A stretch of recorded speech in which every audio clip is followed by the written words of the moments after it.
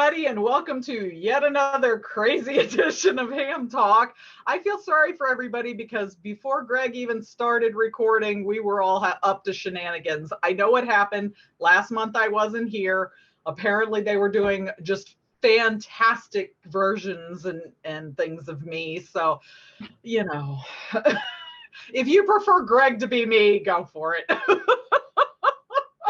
Hey, I made a good you. I'm not as cute, but I did a good essence of you.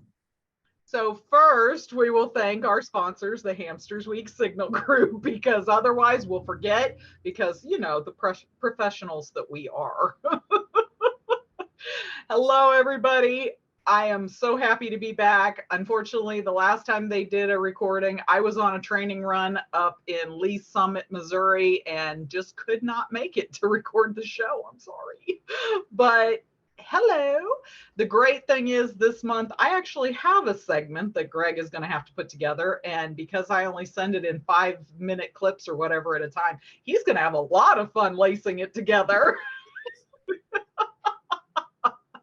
So I feel a little bit sorry for him, but not really.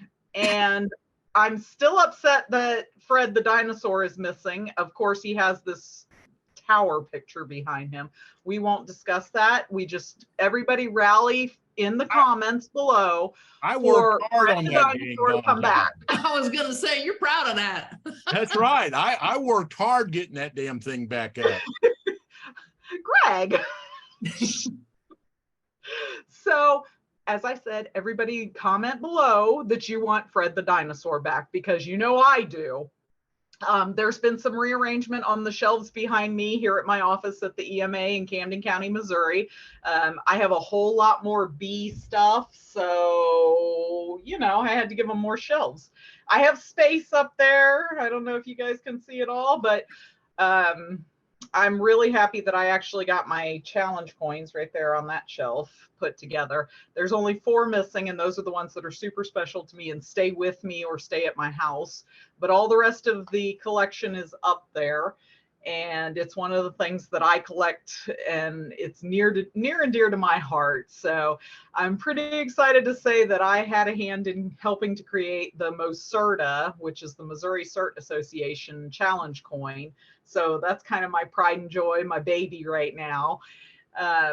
But let me give you guys a little rundown. Greg has a couple of segments. I know you guys are going to be overloaded on Greg again this month. Don't worry, I'm back. It's going to be fine. So Greg has got... I sure didn't miss you last month. Yes, you did. Shut up, Greg. Somehow we just make it through, though. So Greg has got third brake light mobile mount installation and June UHF contests. Are you ready for some fun? But the really exciting part, and the part that I'm totally stealing the entire intro just about to this show this month, is that I just facilitated an exercise here in Camden County for a local fire department that was running a search and rescue training. And the radios actually didn't work, even though that was supposed to be just an inject. So I'm stealing the show. Just deal with it. When I come back, I'm coming back with a bang. But first, let's check in with everybody, see how the month's been, because for me, it passed way too fast. Greg. Well, I've been doing fine. Got a bunch of antenna projects. Fred came back to visit you and stuff there. So got a bunch of projects done. Been a lot overwhelmed, but we're now building the ham shack up at the ranch house and stuff. Thanks to my son, who was doing electronic, he's an electrician, he was doing a construction site. They actually had at this old 1930s school that was a real upper end school back in the 30s and 40s. They had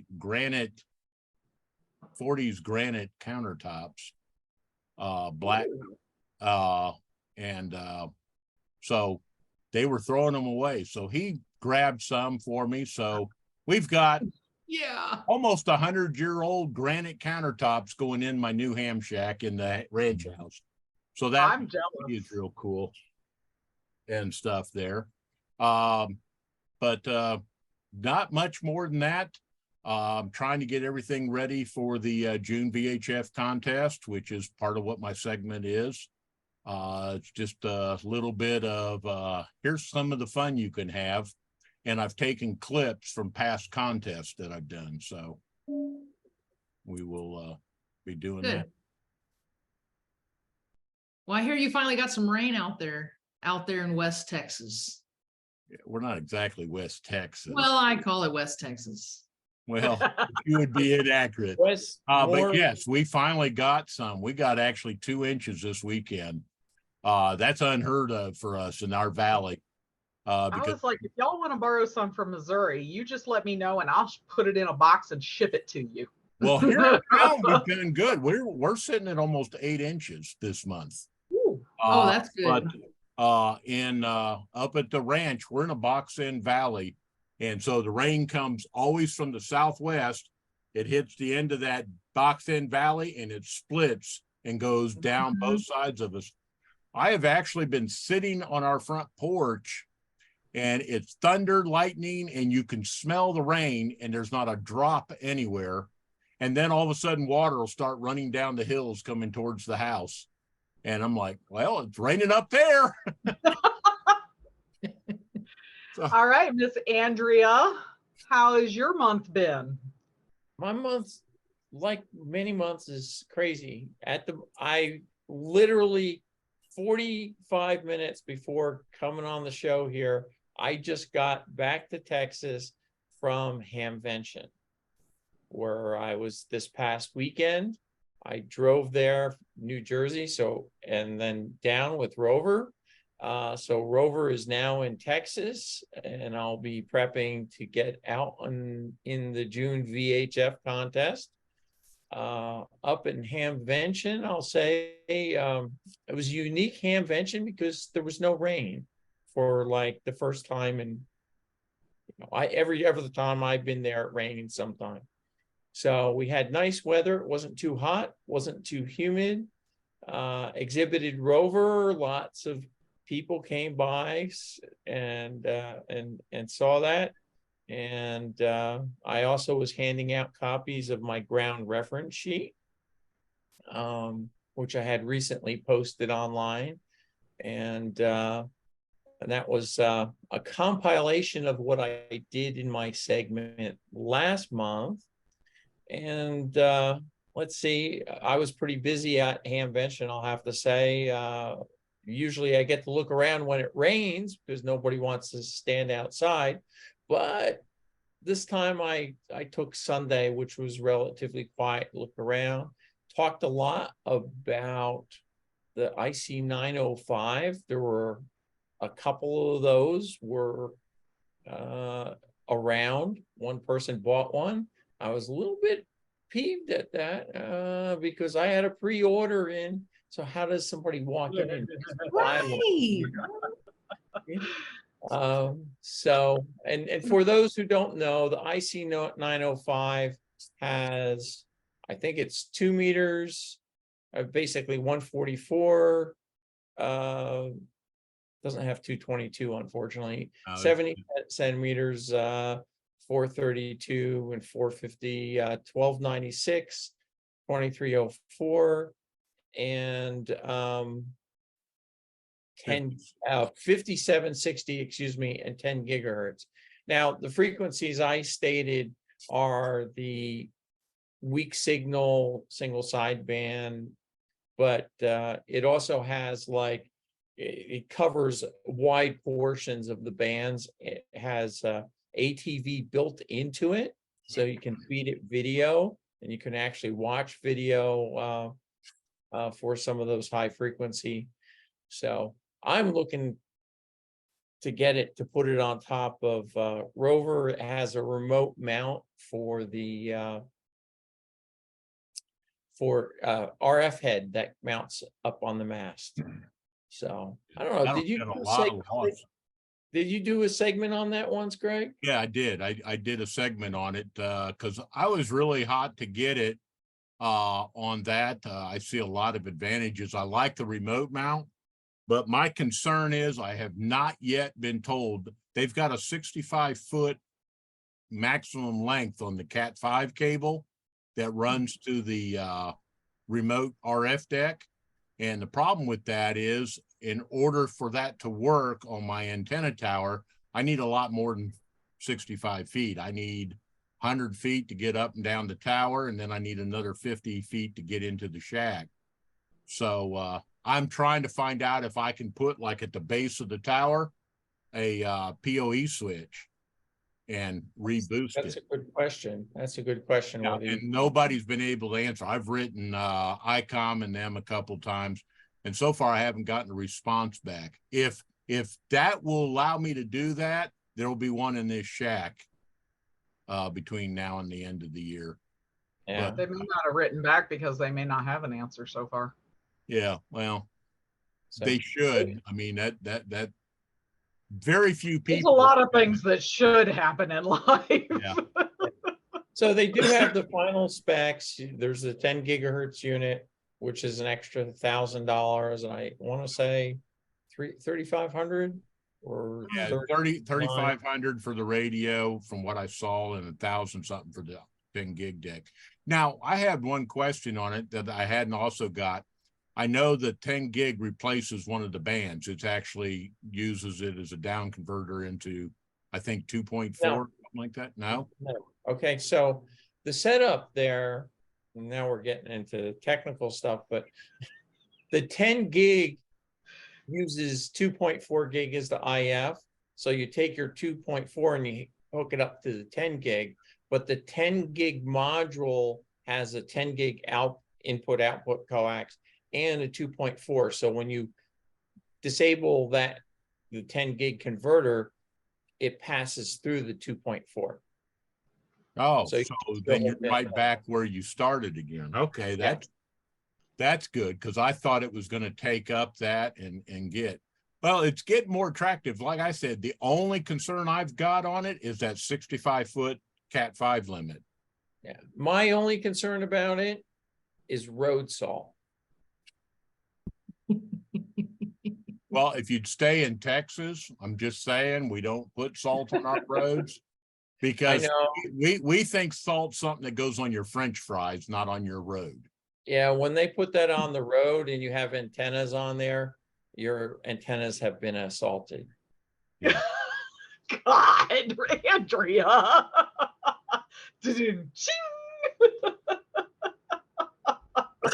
I need to get a little gong for my office. Yeah, we'll turn this into the gong ham. Gong show. All right, Miss Melissa, how about you? The last month gone by insanely fast. Yeah, too fast, just too fast. But I would say that anybody who has something on pre-order, they should receive those items before anybody else. Absolutely. That's what I'm used to. Well, I agree with you 100%, Melissa, but as somebody who managed to cheat, remember when the Maestro came out for the Flex, and they introduced them at Dayton, Andrea? Okay. We lost Andrea. We lost Andrea. I upset her so badly she left. No, you know what happened? You took Fred off. Did you see what happened? That moon came up. I'm back. There you are. I'm back. Remember when Flex had the, they just introduced the Maestro, and they introduced it at Dayton, and they were offering, if you ordered them at Dayton, a discount. Well, I turned around and I placed my order for it, and I was annoyed that we couldn't get it at Dayton, because I wanted the thing. I went to Dayton in 2015 for the Maestro. And so on the way back, we happened to drive right through Austin. So Ruth and I stopped at Flex and went inside and said, hey, I ordered a Maestro. I've got an event this week because we've got the June contest coming up. I need mine. And they go, oh, we can't do that. And I said, well, please, please, please. So they gave me one. Please, please, please. So I want to know why the maestro is spelled maestro. I don't know. I can't speak English, so. And it's Not English. I don't know. I find the spelling weird. That's all. Well, Sam, since nobody else has asked you, how'd your month go? Yes, See, I'm good Sam. at talking to myself. I've got like 14 personalities, so we're good. All right. What was that, Andrea? Senility, because I forgot what I said already. I'm really getting worried about Sam this month. It was I'm good. something. What's new, Sam? It's something like Oh, that. thank you so much for asking, Andrea. So, the insanity in Camden County is that I thought that it would be pertinent and wonderful for me to decide to take part in 3 exercises in 1 week. And if we stretch it to a week and a half, 4 exercises, because I wasn't busy enough, you know, I was bored. So, I actually ran the 3rd exercise in 1 week, which was a tabletop exercise for our local emergency planning committee, and then followed it up on Saturday, the 20th, with a full scale that I'll be talking about in my segment this month with the Sleeper Stoutland volunteer fire departments. And I just find it hilarious that the thing I wrote as the inject actually happened. I couldn't have foreseen it. I should have foreseen it, but to have it actually pop up and happen was absolutely hilarious to me. So we had a few lessons learned. We had some things that went right, of course, just like you do with all exercises. You have some things that went wrong. Really fun for me was the fact that my air conditioner here at my office went out. So I'm feeling the Texas heat in Missouri right now. But luckily tomorrow the AC guy is supposed to come and give me a whole new air conditioner. So I'm kind of chained to my office this week, but it will be cooler here. Now, let me throw something at Sam here. How many, well, actually, I will address the whole group. How many people here think Sam's getting Texas heat in Missouri? I don't know. We have to look it up. I mean, I tell you, you know, I've been in New Jersey when it's hotter there than in Texas. So Yeah. Just letting y'all know. I'll give it the warm benefit. right now. Now, I will give, you probably got ridiculous humidity. Oh Lord, you don't even want to talk about the humidity. Look, I'm lucky my shirt is not sticking to me, okay? I was thinking you could get a spray mist bottle and it's like, oh, it's just so hot here. Wait, I have one.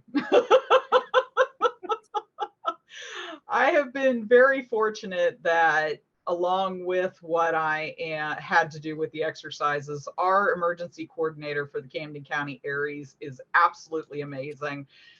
Anytime I've had a problem out here, believe it or not, I had to call him twice in the last month because my county radio suddenly stopped working. And I didn't think that was a good thing in the middle of a call for our fire department to go out to a shots fired call because there was fire too. And I went, Ernie, his name's Ernie Venus, W0LTC. I'm gonna actually try and get a short interview with him included in this month's segment for me. But I went, Ernie, I need ears right now. And he dropped everything he was doing, came right to the office. He worked his butt off and got me back on the air with the county radio. I cannot say enough for him. He is amazing. He is so professional.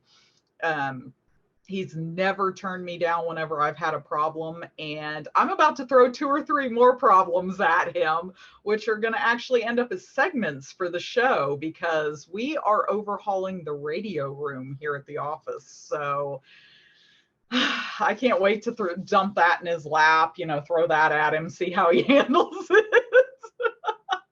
I said, Ernie, let's look at this. The fact is, this radio room is not conducive to an actual event happening. So I'm going to need you to fix it. Oh my goodness. Hey, he's great. He can handle it. But just seeing his face, first thing he'd do is just go totally still, because he'll just stand there and analyze everything in his head. And then all of a sudden, boop, like a computer, he'll just pop something out and I'll go, that sounds wonderful. Let's go with that.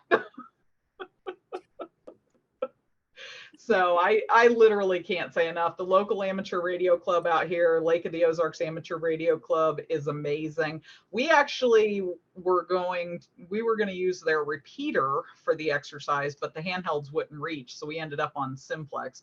We used the national call simplex on scene. So it was pretty interesting.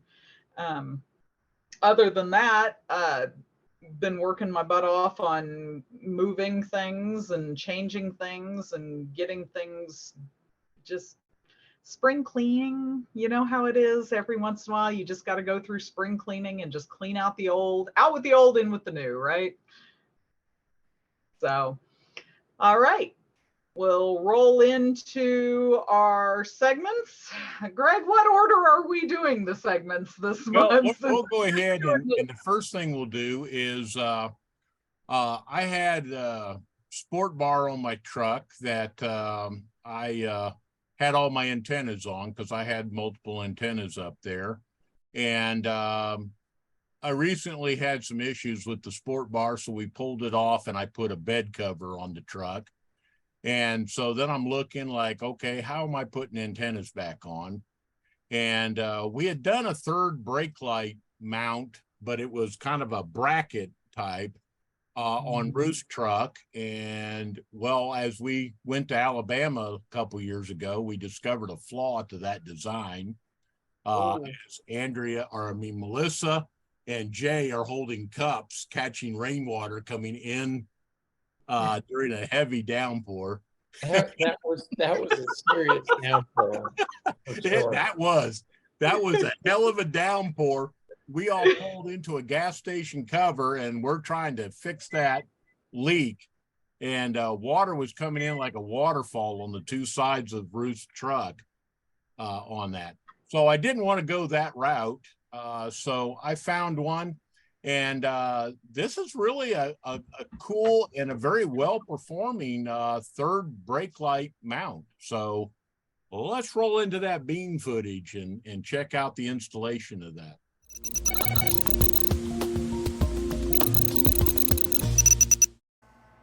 About 3 years ago, my wife and I purchased 2 new trucks, one for her, one for me.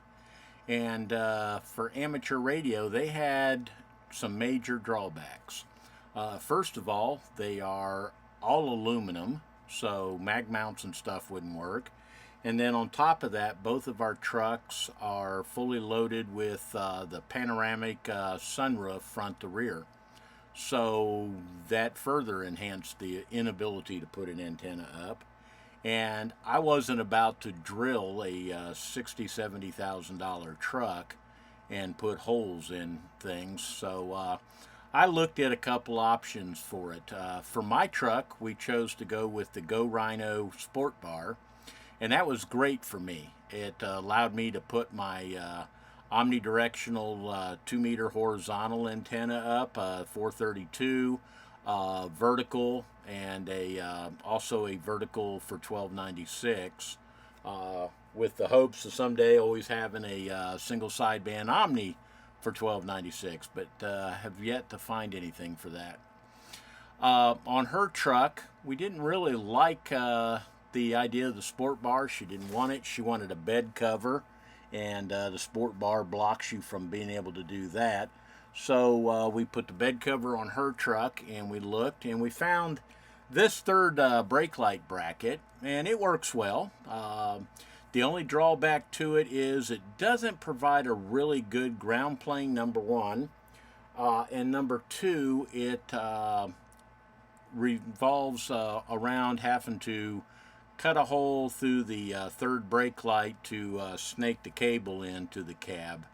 I don't know how other people do it, but that's the way I did it. I didn't want a bunch of exposed wire everywhere. So anyway,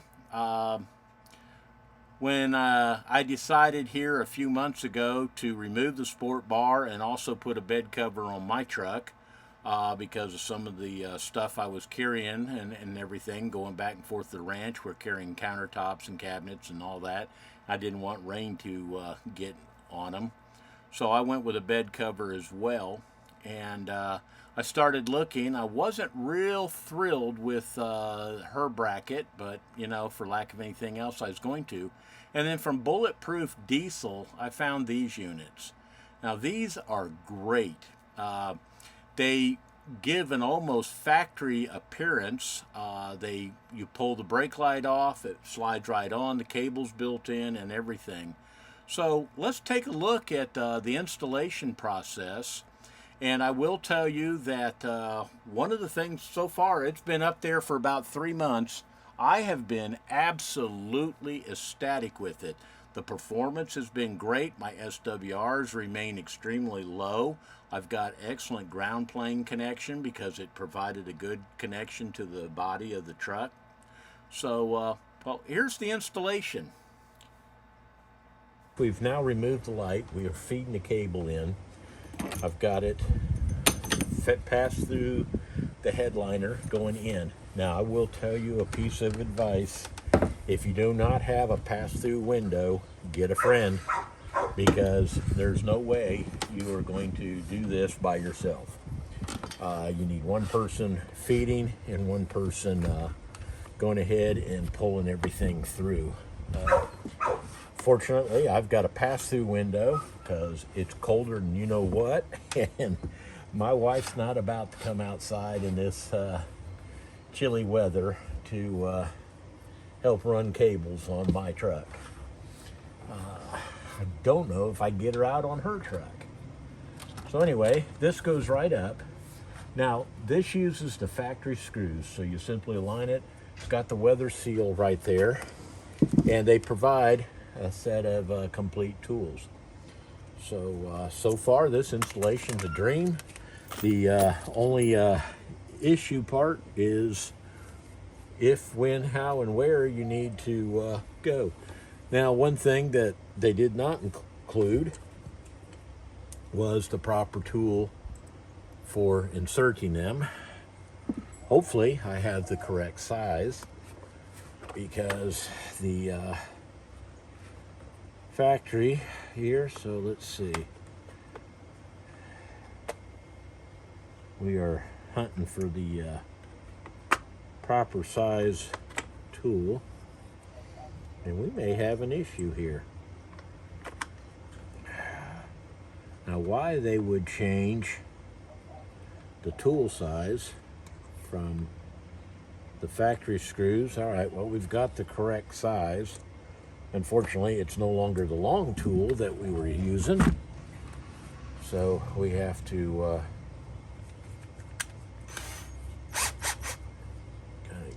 So we're going to go ahead and insert the screws back into the factory screw holes right here.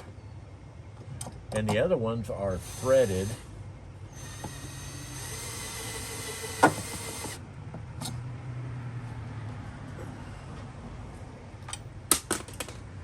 I didn't need that screw after all.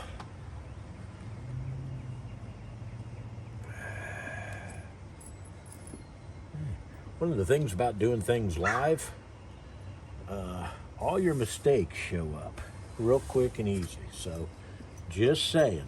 All right, we need a Phillips head.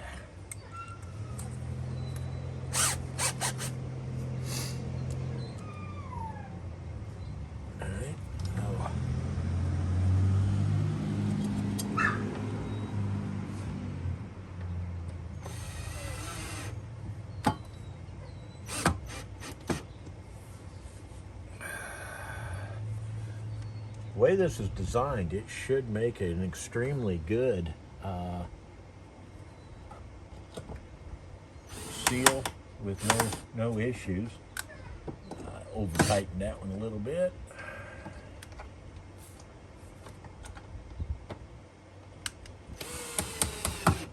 All right.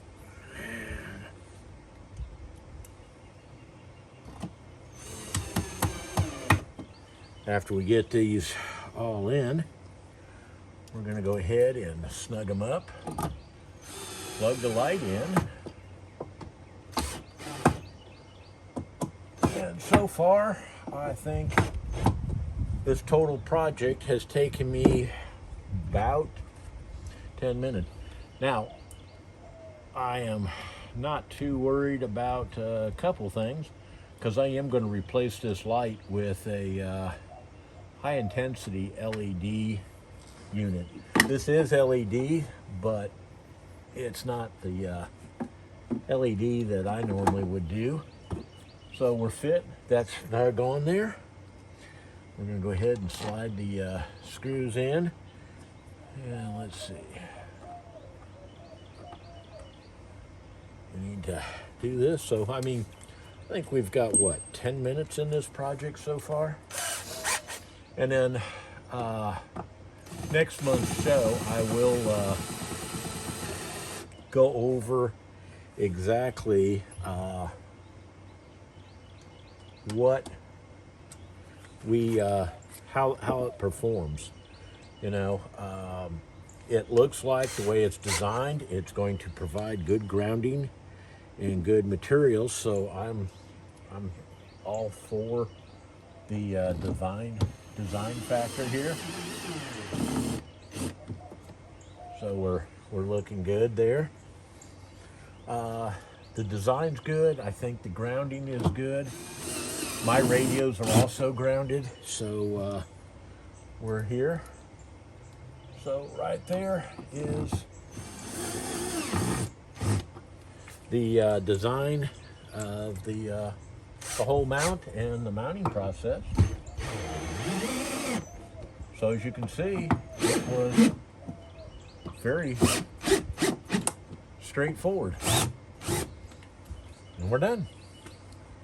Now we'll go route the cable, and that I'll just do snapshots on because of the fact that it's there. Good and solid. It looks factory. So there we go. And here's the finished antenna mount with the antenna on it. Good, clean. All right, the way I routed the cables, I fed them through the headliner, came across the trim piece, tucked the cable into that, ran it down through the weather stripping and stuff down, went through the floor kick panels, up to the 9700 radio. It's perfectly clean. I have absolutely no exposed wires, and the performance is excellent. All right, have a good day. Back to the show. Magic of, you know, recording this before all the segments are done. What a wonderful segment, Greg. Oh, thank you. Let's just carry on with that. I think it was pretty wonderful. Are you gonna snug me in at the end, or you want to just put both of yours together, and then just put me in? Sure. Let's go back to back, Greg, and then we'll just turn the show over to you. On this next segment, I feel like I'm a radio announcer or something here. On this next segment of Ham Talk, we're going to go ahead and roll into a segment. And what I've done is it's coming up on the June VHF UHF contest. This is my favorite contest. It's a lot of fun. You usually have good band conditions most of the time, not always, for the contest. There's some good activity, 6 meters, 2 meter sideband, all the way up to the stratosphere. It's got a lot of excitement. And so what I did is I took a compilation of video clips from different contests that I did over the years and put it into a short little film here just to give people a taste of what it's like. So let's roll that bean footage.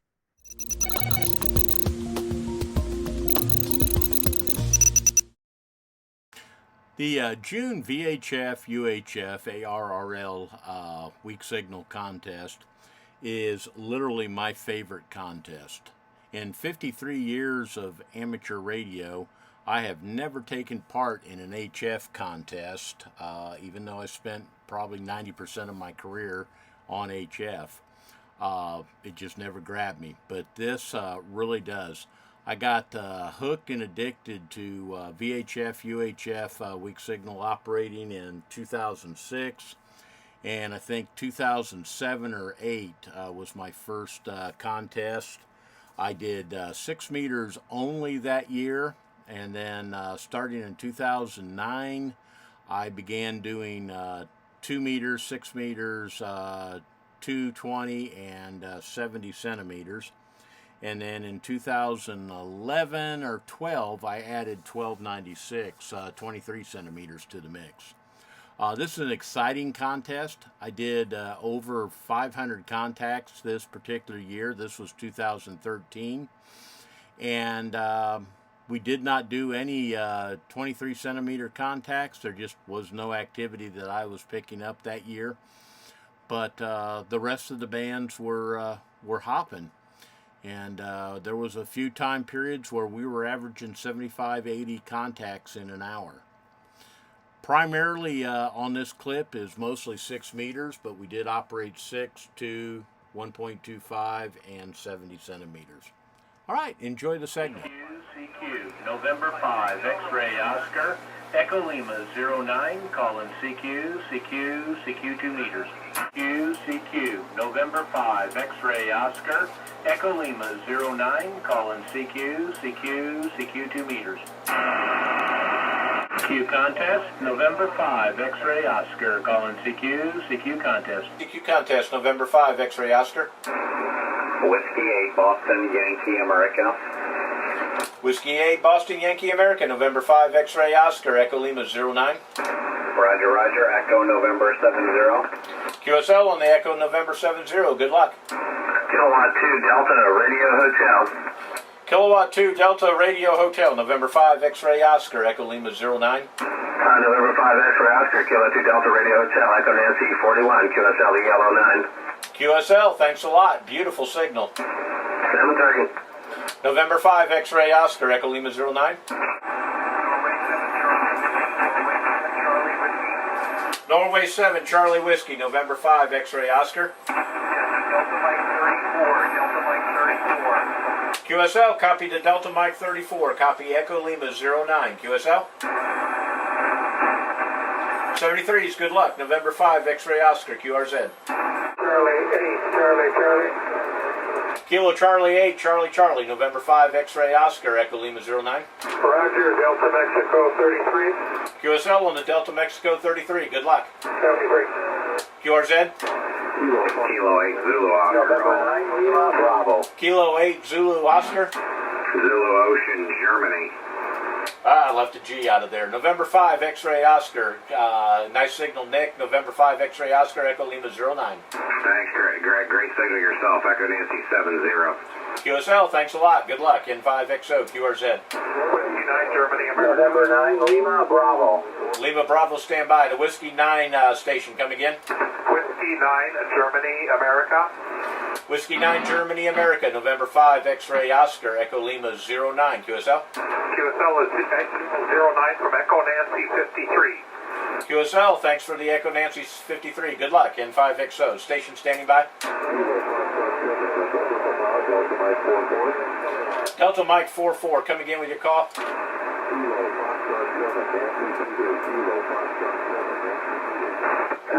QSL, Echo November 52. Echo November 52. Okay, the Kilo Foxtrot 7, copy Echo Lima 09. QSL? Roger. I need your grid. Lost it, can't log that one. November 5, X-ray Oscar, Echo Lima 09. Alpha 9, Radio November. Alpha 9, Radio November. November 5, X-ray Oscar, Echo Lima 07. Or 09, I'm sorry, getting tired. 63. QSL on the 63, good luck. Is it 09? Copy 9. Kilo 7, Mike. Kilo 7, yes, it's 09. Echo Lima 09. The Yankee Mike, come again. Kilowatt Yankee 7, Mike. Kilowatt Yankee 7 Mike, November 5, X-ray Oscar, Echo Lima 09. Delta Mary 33. Copy the Delta Mary 33, good luck. W9 Sugar Echo. W9 Sugar Echo, November 5, X-Ray Oscar, Echo Lima 09. Roger, Echo November 50. QSL, thanks for the Echo November 50. Good luck, John, N5XO. November Yankee 0 Alpha. November 0 Yankee Alpha, November 5 X-Ray Oscar, Echo Lima 09. Copy the Echo Lima 09. This is November Yankee 0 Alpha, Echo November 24. QSL, thanks for the 24, Echo November 24. N5XO, QRZ. Whiskey 0 Juliet Tango. Juliet Tango, come again. Whiskey 0 Juliet Tango, W0JE, Echo November 34. QSL, John, thanks for the Echo November Echo November 34. I'm getting tongue-tied here. November 5, X-Ray Oscar, Echo Lima 09. Roger, roger, 7-3. November 5, X-Ray Oscar. Mexico Yankee.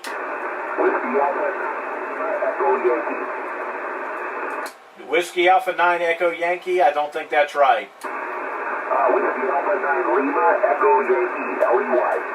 LEY, got you there. Okay, Lee, got you. November 5, X-Ray Oscar, Echo Lima 09. QSL? QSL, I'm in Echo 61. QSL, thanks for the Echo Nancy 61. Good luck. November 9 Lima, Bravo. November 9, Lima Bravo. November 5, X-Ray Oscar, Echo Lima 09. QSL, Echo November 52. Thanks for the Echo November 52. Good luck. N5XO, QRZ. What a wonderful segment, Greg. Oh my gosh, I was blown away. And you should be. By the way, I did pretty good on that that contest. I knocked out quite a few points on 6. I had like 800 contacts on 6 that year. 2 meters, I had something like 190. About right at about 75, 80 on 70 centimeter, 220. Did you breathe in between contacts, or were Not you like much. me the first time? It was pretty fast paced a couple times. There was one time period, it lasted for, God, I want to say about 3 hours. I was making an average of about 100 contacts an hour on 6.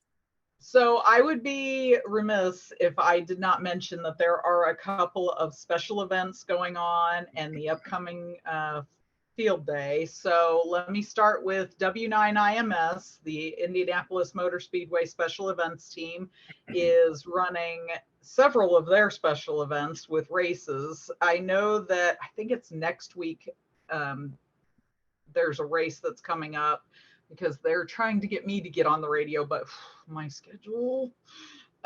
So if you're on the airwaves, look for W9IMS. They are constantly out there. They're scheduling people almost around the clock for almost a week solid, leading up to and including the day of the races. And then, of course, in case our next month's show doesn't come out until after or right near Field Day, Field Day is coming up in June, so we want to make sure that you guys are aware of that. There's a couple of smaller special events that are going on right now. Look it up. There are plenty of places that you can look up special events for amateur radio. Make sure you hit those up, because I've worked the special events before. It gets incredibly boring if there isn't anyone to talk to. So go just pile up on them. Go get them. All right, rolling into my segment, which is, there's a short video that right now only Greg can see over on my Facebook page, because I'm hoping he can pull that video and use it. On the exercise, the search and rescue exercise that we did here in Camden County with the Sleeper Stoutland Volunteer Fire Department, where again, one of our injects was supposed to be that the radios would not work, and then the radios didn't work. So they actually had to rely on amateur radio operators. Want to also thank Fred K0FG, because he is from the Lake of the Ozarks Amateur Radio Club. He took the time to also come out for the exercise so that he could see how the Amateur Radio Club could help. And it's just really nice to see the level of cooperation and the bridges that are being built between the different groups, both the first responder groups as well as the amateur radio club. I know that's not something that happens everywhere. There are a lot of places where amateur radio operators are not welcome. And just so you know, you come on up here to Camden County and I'll make sure you're nice and welcome. So rolling right into my segment, here is the amateur radio participation in the search and rescue exercise.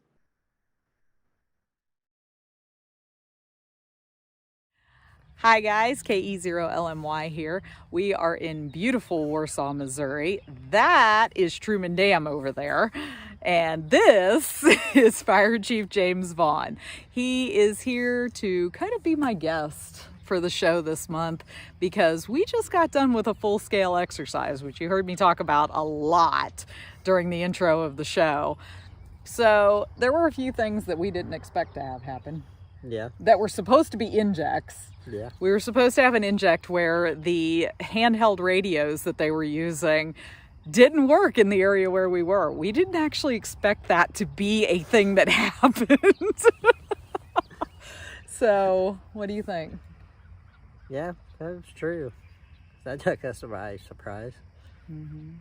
Figured that one channel, your channel, would work, but Yeah, we thought that the EMA channel would work even if their local fire channels didn't, but guess what? It didn't.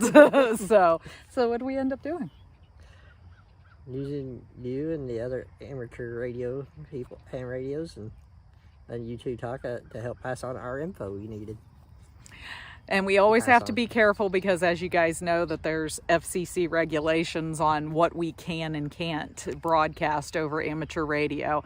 Luckily, a lot of it just had to do with bringing supplies down into the area, letting them know where we were at, because it's supposed to be every 20 minutes, the first responders are supposed to check back in with the incident command post. We were a little longer than that. Honestly, to tell you the truth, I barely noticed time moving. When James told me that we'd been gone for 40 minutes, I went, it doesn't even feel like 40 minutes. It felt like we were gone for like 10 minutes. When you get your blood pumping, it doesn't. You don't. Time flies by quicker. Yeah, you have realize no it. idea. So what are a few things that you learned from the exercise while we were out there? Having you guys out there with the ham rate actually did help when we lost communications. And if you notice in the after action, when we were doing the hot wash, there were a lot of firefighters that actually want to become ham radio operators. At least 2 or 3. Yeah, Talking about trying for sure. And then we had the Morgan County EMD out there, and he wanted to get a bunch of firefighters together because he also observed that there was quite the issue, and it was very handy to have ham radio operators out there. Yeah. So I think that all in all, the exercise went really well. I genuinely, when I wrote the inject, I did not believe that it was going to actually be a problem. I thought, oh, we're going to have to invent the problem. No, that thing happened from the get-go. Like the minute they got out there, you guys started having problems even before I got on scene. We was using our private channel. As long as when Command was trying to use a handheld radio to get a hold of us, he had issues. Yeah. When he used a mobile, it was easier because it had Well, of more course, power. more power, yeah. Bigger antenna, And lots of things. Usually our command post usually always has a mobile. Yeah. Or usually. If Usually. possible. This time we decided to try to do the incident without one. What did we find out? I like mobiles. So it was a lot of learning about the real different types of radios. The real problem, I think, is the Missouri rock. The rock is really what causes the issues in this area. So finding that out. The other thing that we could have done is test the MOSWIN capabilities, because here in Missouri we have something called MOSWIN.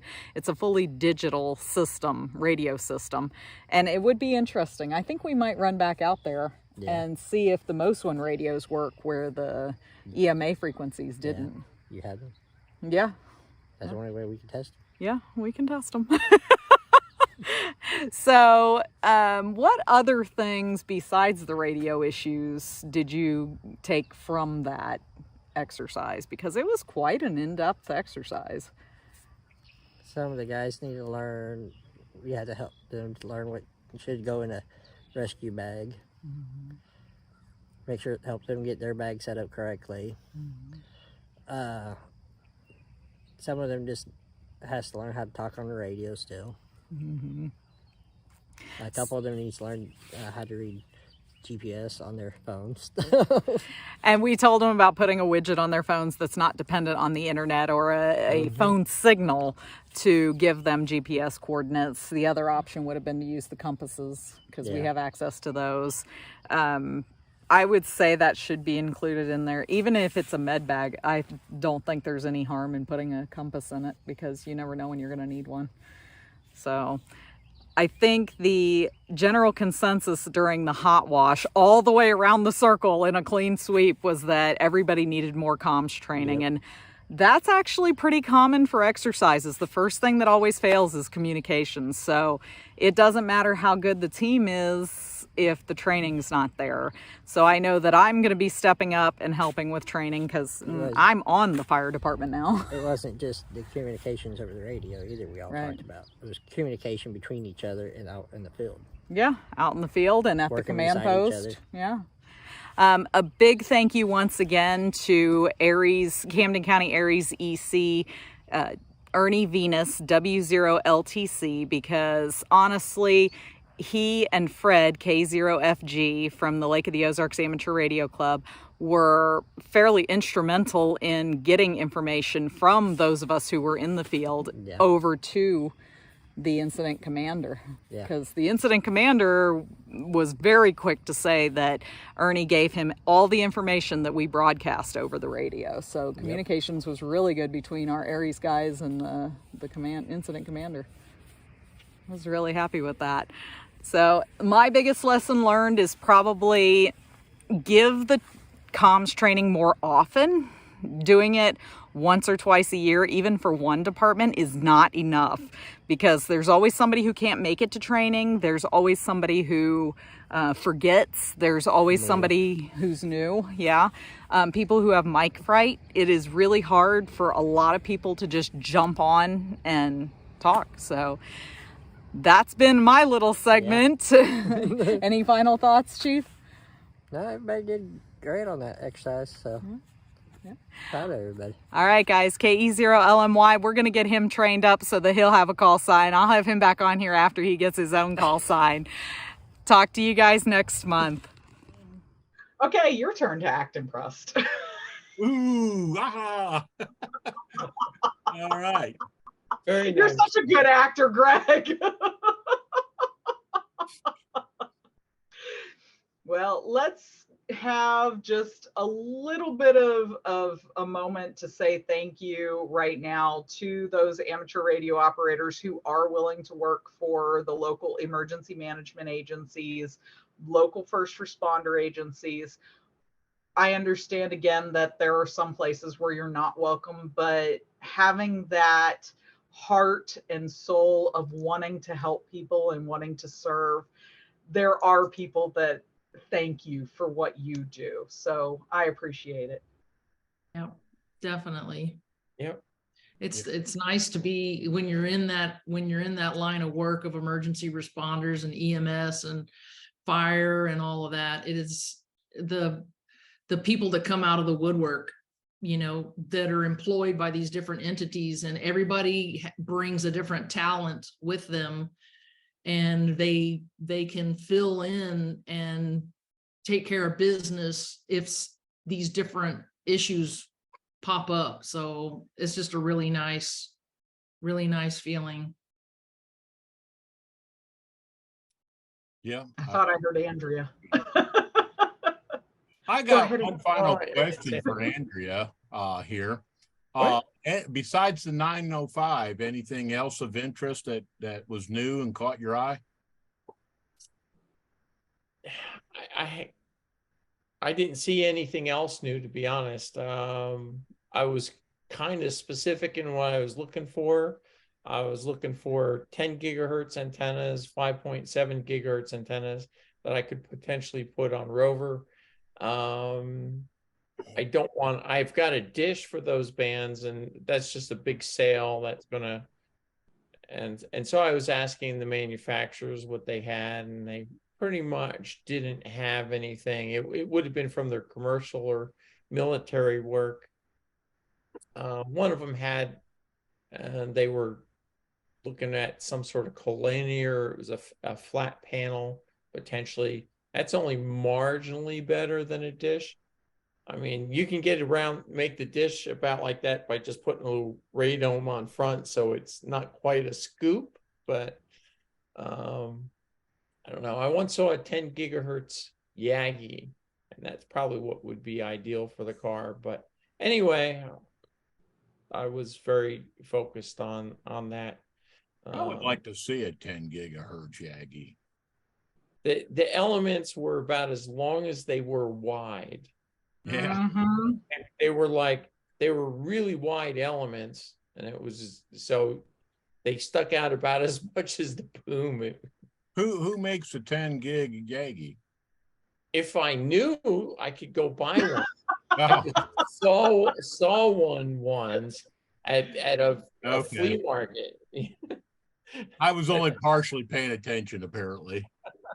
Okay, so I am going to ask a question each month, and you guys have to pitch in your opinion on your favorite, whatever it is that I ask. So the question for this month: what is your favorite radio to operate on a regular basis? No, we're not getting any more technical than that. I'm not, depends on what we're doing. No, you just get to pick your favorite. So Greg, forgot everything's mirrored when we're recording. Yeah. Greg, what is your favorite I'll radio? be honest, it's a tie between my Ten-Tech Orion 2, which is, I've had it for decades. I haven't even made it for about, 8 years. But I've never seen a radio with a better looking display and better sound. I mean, it's as close to what you could call hi-fi ham radio as you can get.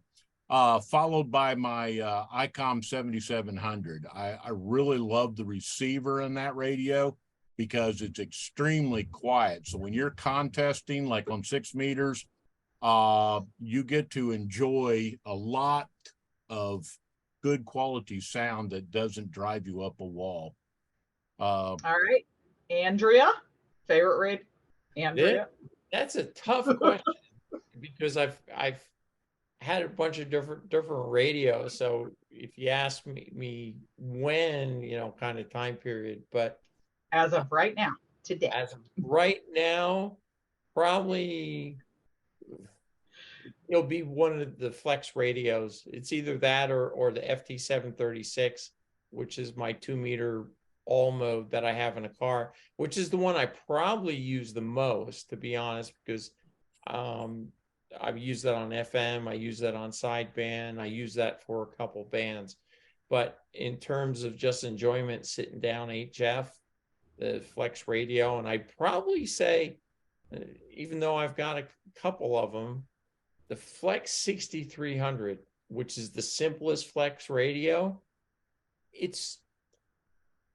I get that out for field day, for portable, and it's not the super best receiver, but it's not as complicated to use as like the 6600.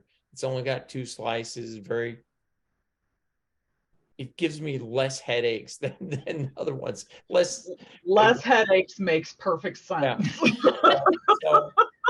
So that one has a lot of charm for me. Although often I am pushing things to the limit, and I really need this like 6600 diversity receive and stuff. But for basic operation, the 6300 is nicer. It's more compact and so on. So I agree with you. The 6300 is a nice radio.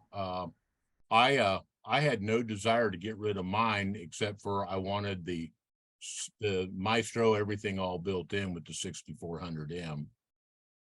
All right, Melissa, how about you? Mine's easy. Because you have one. my Yaesu FTM 3200D. That's my favorite, and it's hooked up.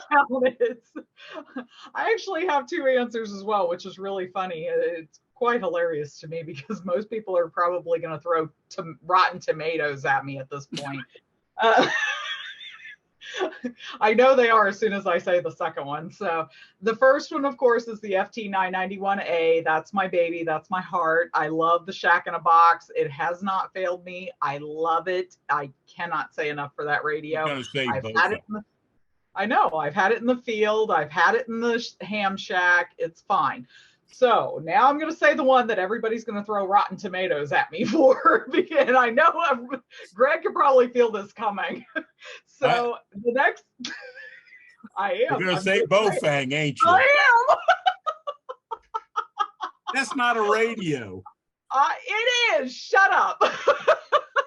I have a Bofang UV5RE, you know, the one that's illegal at this point because it's totally unlocked. I love that thing with my whole heart. I've actually rolled over it with a car and the stupid thing just keeps working. I literally have the same one that I had when I got my license in 2016, and that stupid thing is still working. So I don't care what you say, Greg. Okay? Nobody does. I love my $35 Bofang. Okay? Leave me alone. Everybody, I want you to know that. And the reason why, all joking aside, that I put that out there, and I'll take the rotten tomatoes and anything else you want to throw at me. But for the people that are just getting started in amateur radio, it's okay to spend $35 on a handheld and just use that to get comfortable, get over your mic fright, get used to knowing when to push the button and talk, how long to delay, what to do. You don't have to have one of these big, expensive radios to get into ham radio. You know, you can start with the easiest thing and be within range of a repeater. Shut up, Greg. I was biting my tongue. I know. Again, all joking aside, guys, it doesn't take having the $10,000 setup or the huge amounts that we dump into it year after year, just getting better and better. It can be something as simple as a $35 radio. There is no shame in it. And it's where I started, and I'll say it every day of the week. I don't care. Throw your rotten tomatoes. I'll just go take a nice hot shower afterwards. All right, final thoughts. Of course, we'll start with Chatterbox over there. Hey, I got it right by the end of the filming. Greg? I'm going to behave and just shut up because I've got a whole lot of comments on your last comments, but I'll save it for a future episode. I see a whole topic on why your first radio shouldn't be an HT. And it had nothing to do with Bofang. It just HTs, period. I'm kind of just ignore him. Don't worry about it. If you only got $35, go get your ham license. Go get you a little handheld radio. Don't worry about it. Don't listen to him. Just no. See, Andrea? I led Miss Missy, Melissa down the right path. I got her a good mobile radio for her first radio. Not that she talks on it, so an HT would have been perfect. I listen a lot, and it freaked me out the first time I heard a bunch of people that they had accents and they were like really, really far away. I'm like, how the heck am I hearing it? All right, Miss Andrea, final thoughts. I was going to say, as a first radio, I had a Heathkit HW16, which I eventually sold for $35, just like your $35 radio. Of course, the HW16 was about this big and that high, had 3 bands, Morse code, and vacuum tubes, and weighed probably like 25 pounds. And you know, you turn it on, it makes little humming sounds. It's was very cute. It had a little dial. You listen here, beep beep beep beep beep. You know, kind of. You know, in fact, the filter on it, you can dial up to the sideband portion of the band, but you couldn't understand the sideband because it was a narrow CW filter. So that was like, you're going to do CW or else kind of radio. My Nice. first radio was Heathkit Hot Water 101. Hey, you don't get to jump my next question for next month. Stop it. Stop it, Greg. Shh. All right, Melissa, final thoughts. Nothing. Yes, you do. What have you not been getting that you need to be getting? Tell them to drop it below or whatever. Yeah. Ham shacks and antennas. So let us know if you want to do that. Just leave a note and we'll get that from you. And on that note, our favorite fan out there, I let down last month because I wasn't here for the filming, and I read the comments and I know that I'm in trouble. And I promise that if you send in pictures after you get your ham shack all cleaned up, then we'll hit it again. And I'll be here. So final thoughts from me is definitely, if you are hesitant about getting into amateur radio, or you think you don't have the money to do so, bringing it way back to our very first year of filming, guys, you don't have to spend a lot of money to get into this hobby. And if you get hooked up with your local amateur radio club, chances are you're going to find an Elmer or a mentor who has a plethora of equipment, and they will be more than happy to get you started. That way you don't have to be like me and have a $35 Bowfang. Anyway, thank you once again to our sponsors, the Hamsters Week Signal Group. We really appreciate everything that they do and that Greg in turn does. I swear I'm going to get it right by the end of the filming. We really appreciate it. And leave your comments below. Get your ham shacks to Melissa. She's bored out of her skull. She wants to see what you're doing. We need your input to keep the show going, because otherwise, do you guys really want to see us go off the air? You don't want to see that. So give us something to talk about. We love it. Otherwise, we got to goof around and talk about the fact that there is no Fred again in Greg's panel over there. So once again, right there, you just need a telescope to see him. Yeah, sure. Thanks, Greg. So give us your comments, give us your ham shack pictures. Don't be afraid to spend a little bit of money to get into the amateur radio hobby. Don't believe that you need thousands of dollars to get it done. Even just to get in and start talking, you can get in for very little. And get hooked up with your local amateur radio club, because those are going to be the guys and the ladies who are going to be your support system and help you if you don't know something and you're trying to get comfortable speaking on the radio. They'll help you get over that mic fright real quick. They won't let you have it. So thank you from all of us at Ham Talk for joining us for another month, and we can't wait to see you next month. This is KE0LMY 73. 73, everybody. Melissa, don't forget the simplex net. 73. 73s. You all have a good night.